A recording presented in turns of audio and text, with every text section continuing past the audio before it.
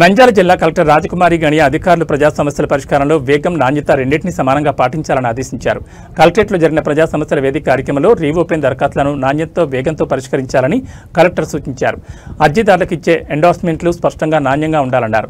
రాష్ట్ర ముఖ్యమంత్రి డిసెంబర్లో కలెక్టర్లతో సమీక్ష సమావేశం నిర్వహించనున్నందున రెవెన్యూ సహా అన్ని శాఖల్లో పెండింగ్ కేసులను తక్షణం క్లియర్ చేయాలని ఆమె ఆదేశించారు. జిల్లాలో ఇప్పటివరకు 580 రీఓపెన్ దరఖాస్తులు నమోదు కాగా వీటిలో ఎక్కువ భాగం బండి ఆత్మకూర్, నంద్యాల, డోన్, గడివిమల, బనగానపల్లి తహసీల్దార్ కార్యాలయాల్లో పెండింగ్లో ఉన్నాయని కలెక్టర్ తెలిపారు. వీటన్నిటిని వారం రోజుల్లో పరిష్కరించాలని సూచించారు. పీజీఆర్ఎస్ ద్వారా 192 దరఖాస్తులు స్వీకరించబడ్డాయి. వీటిని నిర్ణీత గడువులో పరిష్కరించాలని సంబంధిత అధికారులను కలెక్టర్ రాజకుమారి గణియ ఆదేశించారు. వీఐపీ గ్రీవెన్స్లు, ఈ crop geo tagging, mobile tower భూసేకరణ కేసులపై కూడా ప్రత్యేక దృష్టి సారించాలని ఆమె సూచించారు.